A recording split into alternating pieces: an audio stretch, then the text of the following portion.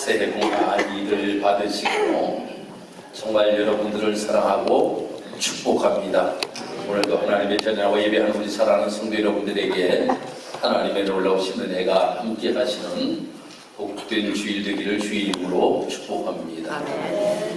외국인들이 한국말이 참 어렵다라고 이렇게 이야기를 합니다. 오늘 제목을 보면 주님의 마음을 시원하게 하는 교회. 그런데 시원하다라고 하는 뜻이 얼마나 많이 있는지 모릅니다. 첫 번째, 감정적으로 시원하다라고 이렇게 이야기를 하는 경우가 있습니다. 내가 싫어하는 사람이 내 옆에 있었는데 어디를 가버렸어요. 그러면 사람들이 아이고 가니까 시원하네 라고 이렇게 이야기를 합니다. 또 시각적으로 시원하다라고 하는 이런 이야기도 합니다. 야, 확 트인 것이 시원하네 라고 이렇게 이야기를 합니다. 어떤 사람들은 맛으로 시원하다라고 하는 이야기를 합니다. 특별히 우동 국물, 아주 맛있는 우동 국물을 쫙 입에다가 넣으면서 아이고 시원해 라고 이렇게 이야기를 합니다. 또 어떤 사람들은 온탕에 들어가면서 아이고 시원해 라고 이렇게 이야기를 합니다. 재미있는 이야기가 있잖아요. 아버지가 목욕탕에 탁 들어가면서 아이고 시원해 라고 하니까 아들이 그 탕에 톡 들어가 보니 물이 뜨거우니까 세상에 믿을 놈 하나도 없네 라고 이렇게 이야기를 하였다라고 하는 이야기도 있어요. 그만큼 한국 사람들도 시원하다라고 하는 이야기를 이렇게 많이 하는데 외국인들이 시원하다라고 하는 이야기를 어떻게 이해를 잘 할 수가 있겠습니까? 그런데 저는 무엇보다도 시원한 물이 좋습니다. 절대 여기에는 뜨거운 물 올려놓으시면 안 돼요. 저는 시원한 물을 좋아합니다. 그래서 얼죽아예요. 얼죽아. 얼어 죽어도 아이스 아메리카노를 먹는 사람이에요. 그래서 물을 마시더라도 아이고 시원해. 정말 얼음 냉수 같은 시원함을 느끼며 우리가 여름철에 기분 좋다. 시원한 것을 먹어서 너무나도 기분 좋다. 라고 이렇게 이야기를 합니다. 그러면 이 시원하다라고 하는 이야기를 감정적으로나 시각적으로나 맛으로나 뭐 여러 가지를 시원하다고 표현하는 모습을 보면 다 좋다라고 하는 뜻을 가지고 있다라고 하는 거예요. 좋다라고 하는 뜻을 가지고 있어요. 시원해서 다 좋다라고 하는 겁니다. 없어져서 좋고 확 튀어서 좋고 맛있어서 좋고 따뜻한 물에 들어가니까 몸이 풀리는 것 같아서 좋고 시원한 물을 마셔서 갈증이 해소되니까 좋고 다 좋다라고 하는 이러한 것을 가지고 있다라고 하는 겁니다. 그러면 오늘 이 본문의 말씀에서 우리에게 말씀하기를 뭐라고 말씀하는가 하면 충성된 사자는 그를 보낸 이에게 마치 추수하는 날의 얼음 냉수 같아서 능히 그 주인의 마음을 시원하게 하느니라 라고 이렇게 말씀이 기록이 되고 있어요. 그러면 우리를 보내시니 그분이 주님이신데 그분을 시원하게 해드린다라고 하는 것은 그분을 좋게 해드리며 삶을 살아가는 우리의 모습이 되어야 된다라고 하는 것을 우리에게 말씀하고 있는 겁니다. 그래서 올해 우리 교회의 표가 무엇인가 하면 주님의 마음을 시원하게 하는 교회입니다. 그 주님의 마음을 시원하게 한다라고 하는 것은 주님을 기쁘시게 하는 교회가 되어야 된다라고 하는 겁니다. 주님이 만족할 수 있는 교회가 되어야 된다라고 하는 겁니다. 이 일을 우리 직사적교회가 하기를 주님께서는 원하시는 점 있습니다. 우리가 성경을 읽어보면 정말 오늘 이 본문의 말씀에서 무엇이라고 우리에게 말씀하고 있는가 하면 충성된 사자, 다음에는 그를 보내신 이라고 이렇게 말씀이 기록이 되고 있어요. 그러면 그를 보내신 이는 누굴까요? 그를 보내신 이는 주님이시겠지요. 충성된 사자는 누구일까요? 바로 저와 우리 사랑하는 성도 여러분들이라고 하는 겁니다. 우리를 보내신 분이 계시는데 그 보내신 분이 우리에게 귀한 사명을 맡겨주셨다고 하는 겁니다. 사자의 귀한 사명을 맡겨주셨다고 하는 겁니다. 그래서 이 일을 우리가 잘 감당하는 것이 필요하다라고 하는 거예요. 예수님께서 이 땅에 오셨잖아요. 예수님께서 이 땅에 오셔서 예수님께서 하신 말씀들을 보면 뭐라고 예수님께서 말씀하셨는가 하면 내가 무엇 때문에 이 세상에 왔다라고 하는 식이 아주 뚜렷하였던 것을 우리는 보게 됩니다. 성경에 아주 여러 군데 많이 기록되고 있는데 요한복음 8장에 가서 말씀을 읽어보면 16절에 나를 보내신 이가 나와 함께 계시도다 라고 이렇게 말씀이 기록되고 있어요. 또 26절에 가서 말씀 보니까 나를 보내신 이가 참되심에 내가 그들에게 들은 것을 세상에 말하노라. 또 29절에 가서 말씀 보니까 나를 보내신 이가 나와 함께 하시도다. 내가 항상 그의 기뻐하시는 일을 행함으로 나를 혼자 두지 아니하셨느니라. 42절에 가서 말씀 보니까 나는 스스로 온 것이 아니요 아버지께서 나를 보내신 것이라. 9장 4절에 가서 말씀 보니까 때가 아직 낮임에 나를 보내신 이의 일을 우리가 하여야 하리라. 아니 이렇게 예수님께서 말씀하시는 모습을 보면 나를 보내신 이, 나를 보내신 이, 그 나를 보내신 이가 계시다라고 하는 것에 관하여서 분명하게 그런 이야기를 하고 있습니다. 그러면서 예수님께서 말씀하시는 것이 바로 무엇입니까? 이 땅에서 공생의 삶을 살아가시다가 이제 십자가에 못 박혀 돌아가실 때가 되었다고 하는 거예요. 예수님께서 이 땅에 육신의 몸을 입고 이 땅에 오셨잖아요. 예수님께서 육신의 몸을 입고 오셨다라고 하는 성육신, 인카네이션, 성육신. 예수님께서는 이 육신의 몸을 우리와 똑같이 입고 오셨다라고 하는 거예요. 오늘 우리 교회에 감기 걸리셔가지고 교회 못 오신 분들이 꽤 많이 계시는데 보니까, 그리고 마스크를 이렇게 쓰고 계시는 분들이 많이 계셔요. 저도 며칠 동안 아주 감기 때문에 고생을 했어요. 감기 걸리니까. 아니 저는 아파도 밥을 잘 먹는 사람이거든요. 그런데 이번에 감기 걸리고 나니까 밥맛이 없어요. 아니 밥을 하나를 집어넣으면 꼭 돌이 굴러가는 것 같아. 그렇게 밥맛이 없더라고요. 사람 감기 걸리면 몸이 아프잖아요. 몸이 아프잖아요. 예수님께서도 똑같은 몸을 가지고 이 땅에 오셨다고 하는 거예요. 그러면 여러분들, 어떤 분들은 한의원에 좀 가시라고 이야기하니까 난 침 맞기 싫어서 한의원 안 간다고 그렇게 말씀하시는 분들이 계셔요. 왜 침 맞기 싫어서 한의원 안 가요? 찌르면 아프니까.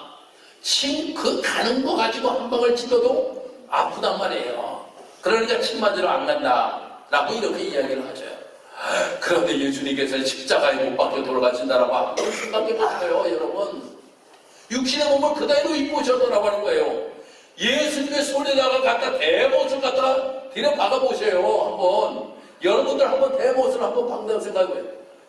육신의 몸을 입고 오셨는데 그거 하고 싶은 예수님이셨겠습니까? 어떡하든지 그것만은 좀 피하고 싶은 생각이 예수님에게 있었겠지요. 그래서 예수님께서는 기도하시잖아요. 예수님께서 기도하잖아요. 겟세마네 동산에서 땀방울이 핏방울이 되도록 예수님께서 기도하시잖아요. 그런데 마지막에 무엇입니까? 내 뜻대로 마옵시고 아버지의 뜻대로 되기를 원하나이다. 라고 이렇게 고백을 하잖아요. 내 뜻대로가 없이고 나를 보내신 아버지의 뜻대로 이루어지기를 원하는 그 예수님의 모습을 우리는 보게 됩니다. 예수님은 이 땅에 오셔서 그를 보내신 이의 뜻대로 삶을 사셨던 그 예수님의 모습을 우리는 기억하게 됩니다. 사랑하는 성도여러분, 우리도 마찬가지라고 하는 겁니다. 우리를 행하여서 충성된 사자라고 본문에서 우리에게 말씀을 하고 있어요. 그러면 사자라고 하는 것은 보내심을 받은 자라고 하는 겁니다. 보내심을 받은 자. 하나님께서 우리를 이 땅에 보내셨다라고 하는 겁니다. 그러면 우리를 이 땅에 보내신 목적도 분명히 계시겠지요. 그 목적이 계시겠죠. 목적을 바로 알고 삶을 살아가는 것이 참으로 우리에게는 너무나도 중요하다라고 하는 겁니다. 저희들이 어릴 때는 국민교육 헌장을 날마다 학교에 가면 외웠어요. 우리는 역사적 사명을 띠고 이 땅에 태어났다. 역사적 사명을 띠고 이 땅에 태어났다라고 하는 거예요. 저희 또래의 분들은 초등학교 다닐 때 맨날 국민교육 헌장 여러분들 하셨잖아요. 왜 우리가 이 땅에서 삶을 살아가느냐? 역사적 사명을 띠고 이 땅에 우리는 태어났다라고 이렇게 우리가 날마다 외웠던 것들이 기억납니다. 우리가 신앙의 길을 걸어가는 우리 사랑하는 성도들에게 하나님께서 우리에게 보내신 분명한 목적이 있다라고 하는 겁니다. 그 목적을 우리가 바로 알고 삶을 살아가는 것이 참으로 중요합니다. 갈릴리라고 하는 사람은 이야기하기를 뭐라고 이야기하였는가 하면 인생에서 가장 행복한 날은 자신에게 주어진 사명을 발견하는 날이다 라고 이렇게 이야기하였습니다. 이 땅에서 우리가 삶을 살아가면서 가장 행복한 것은 내가 무엇 때문에 내가 이 땅에서 삶을 살아가고 있는지를 바로 알고 삶을 살아갈 때 가장 행복한 삶을 살아갈 수가 있다라고 하는 거예요. 그것을 알지 못하고 삶을 살아간다고 하면 그 사람은 행복한 삶을 살아갈 수가 없다라고 하는 겁니다. 제가 오늘도 예배 시간 전에 우리 심평관 목사님을 잠깐 불렀어요. 불러갖고 목사님 가가지고 오늘 권사패를 드려야 될 텐데 이 패 좀 가지고 오라고 제가 심부름을 시켰어요. 그러니까 가가지고 딱 잘 가지고 왔어요. 아니 내가 심부름을 시켰는데 듣기는 들었는데 그것이 뭔지를 알지 못하고 그냥 목양심을 받아가면 아무 소용이 없다라고 하는 거예요. 내가 거기에 가는 목적을 바로 알고 가는 것이 참으로 중요하다라고 하는 겁니다. 우리의 삶의 목적을 분명히 알고 우리가 삶을 살아가야 된다라고 하는 겁니다. 왜 주님께서 나를 이 땅에 보내셨는지를 분명히 알고 삶을 살아가는 것이 중요하다라고 하는 겁니다. 아니 목사로 하나님께서 나를 이 교회에 세우신 목적을 바로 알고 목회를 해야지만이 참된 목회를 할 수가 있다라고 하는 겁니다. 성도들이 참된 하나님께서 보내신 목적을 바로 알고 신앙의 길을 걸어가는 것이 바로 행복하게 신앙의 길을 걸어가는 성도들의 모습이 될 수 있다라고 하는 겁니다. 사랑하는 성도 여러분, 그 사명이 무엇일까? 그 사명이 바로 구원이라고 하는 겁니다. 할렐루야. 그 사명이 구원입니다. 내가 구원받고 우리의 주변의 사람들이 다 구원받게 하게끔 하시기 위하여 나를 불러주셨다고 하는 겁니다. 나만 구원받는 것이 아니라 내 주위의 모든 사람들이 다 구원받기를 원하시며 나를 이 땅에 보내셨다라고 하는 거예요. 예수님께서 이 땅에 오신 목적이 무엇이에요? 예수님께서 이 땅에 오신 목적이 인간을 구원하시기 위하여서 예수님께서 오셨잖아요. 하나님이 세상을 이처럼 사랑하사 독생자를 주셨으니 바로 저를 믿는 자마다 멸망치 않고 영생을 얻게 하려 하심이니라. 할렐루야. 저를 믿고 영생을 얻게 하기 위하여 예수님을 이 땅에 보내주셨다고 하는 겁니다. 그러면 예수님이 이 땅에 오신 목적이 영혼 구원이라고 하면 우리에게도 분명한 목적을 하나님께서 두시고 이 땅에서 신앙의 길을 걸어가게 하셨다고 하는 거예요. 저도 목사도 영혼 구원 위하여 귀한 하나님의 사명을 나에게 주셨고, 또한 이 자리에 계신 우리 사랑하는 모든 성도 여러분들도 다 영원 구원을 위하여 하나님께서 여러분들을 불러주셨다라고 하는 거예요. 나도 구원받고 내 주위의 사람들이 구원받을 일에 앞장서서 이 일을 감당하며 삶을 살아갈 수 있는 우리의 모습이 되어야 된다고 하는 겁니다. 그 일을 하기 위하여서는 힘들고 어려운 일들도 있을 수가 있어요. 우리가 성경을 읽어보면, 아니 아브라함이 말입니다, 아들 이삭을 장가를 보내야겠어요. 이 아들을 장가를 보내야겠는데 신부간을 마땅히 구하지 못하니까 그의 종 엘리에셀에게 야 가가지고 신부감 좀 구해오라 라고 이렇게 이야기를 하는 거예요. 그러니까 이 엘리에셀이 말입니다, 가는 거예요. 가요. 아이고 머나먼 아니 수천리가 되는 곳을 이 엘리에셀이 갑니다.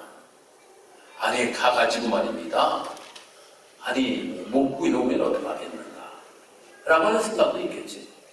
아니 근데 보낼 때 말입니다, 이 아브라함이 이 엘리에셀에게 엄청 해물도 많이 준비시켜 주었어요. 아이고 이거 가지고 도망가면 내가 편하게 잘 먹고 잘 살 수도 있겠다 라고 하는 생각도 할 수가 있어요. 그런데 나를 보낸 사람이 바로 아브라함, 나의 주인이시다라고 하는 것을 분명히 알았기 때문에 엘리에셀을 힘들고 어려움에 불구하고 그가 찾아가는 겁니다. 찾아가 가서 누굴 만납니까? 리브가를 만나게 되잖아요. 리브가를 만나고 나서 리브가를 데리고 아브라함에게 오잖아요. 아브라함이 왔을 때 아브라함의 마음이 어떠하였을까? 얼마나 시원하였을까? 아브라함이 야 내가 정말 이 엘리에셀은 참 잘 두었구나, 엘리에셀은 내가 너무나도 잘 두었구나 라고 하는 생각이 분명히 이 아브라함에게 있었을 것이고 아브라함의 마음이 시원하여졌을 거예요. 여러분 바로 우리가 엘리에셀이 되어야 된다고 하는 겁니다. 우리가 바로 엘리에셀이 되어서 우리가 하나님께서 우리에게 무엇인가 맡길 때 먼 길을 가야 돼요. 힘들고 어려워요. 멀어서 안 갈래요. 나에게 무엇인가 많이 주셨어요. 이것 가지고 내가 잘 먹고 잘 살게요. 여기에 그치는 우리의 모습이 되어서는 안 된다고 하는 겁니다. 힘들고 어렵다고 할 때도 주님께서 나에게만 주셨으니 내가 찾을 때까지 리브가를 찾을 때까지 나는 가겠습니다. 가서 그 리브가를 찾아서 아브라함에게 데리고 오는 그 모습과 같이 내가 힘들고 어렵다고 할지라도 내 일을 감당하겠습니다 라고 하면서 주의 일을 감당할 수 있는 우리의 모습이 되어야 된다고 하는 겁니다. 그래서 우리 사랑하는 성도 여러분들이 우리가 삶을 살아가면서 주님 나에게 이러한 사명을 맡기셨으니 사명에 맞게 내가 삶을 살아갈 수 있는 나의 모습이 되기를 원합니다. 나를 보내신 목적이 분명히 계시오니 그 목적에 합당한 모습을 가지고 내가 삶을 살아가는 나의 삶의 모습이 되기를 원합니다. 올 한 해 결단이 있는 우리 사랑하는 성도 여러분들이 되기를 주님의 이름으로 축복합니다. 그래서 누구를 시원하게 해드리는 교회? 주님의 마음을 시원하게 해드리는 교회. 그것을 바꾸면 주님의 마음을 시원하게 하는 내가 되어야 된다고 하는 겁니다. 할렐루야. 주인의 마음을 시원하게 하는 내가 되어야 돼요. 그래서 올 한 해 우리 사랑하는 성도 여러분들이 신앙생활하면서 나의 주인이 되시는 주님, 내가 주님의 마음을 시원하게 해드리겠습니다. 그래서 주님 좋다 너 때문에 행복하다. 직사는 교회 때문에 내가 행복하다. 라고 하는 이러한 음성을 들을 수 있는 우리의 삶의 모습, 이것이 우리 직사는교회 모든 성도 여러분들과 우리 직사는교회가 되기를 주님의 이름으로 축복합니다. 기도드리겠습니다. 할렐루야. 하나님 감사합니다. 오늘도 주 은혜 가운데 하나님의 전야하고 하나님 앞에 예배하게 하시니 감사합니다. 오늘 특별히 2025년 새해 첫 주일을 맞이하여서 우리 교회 표회에 맞게 주님의 마음을 시원하게 하는 교회라고 하는 제목으로 우리가 함께 말씀을 나누고 있습니다. 하나님, 진정으로 우리 사랑하는 직사교회 모든 성도들이 주님의 마음을 시원하게 해드리는 복된 한 해가 되기를 원합니다. 그러므로 인하여 주님의 마음이 시원하심으로 인하여서 우리에게 베푸시는 큰 은혜를 우리 또한 맛보며 삶을 살아갈 수 있는 2025년도가 될 수 있도록 하나님이 도와시고 도와주옵소서. 감사된 예수님 이름으로 기도드리옵나이다. 아멘.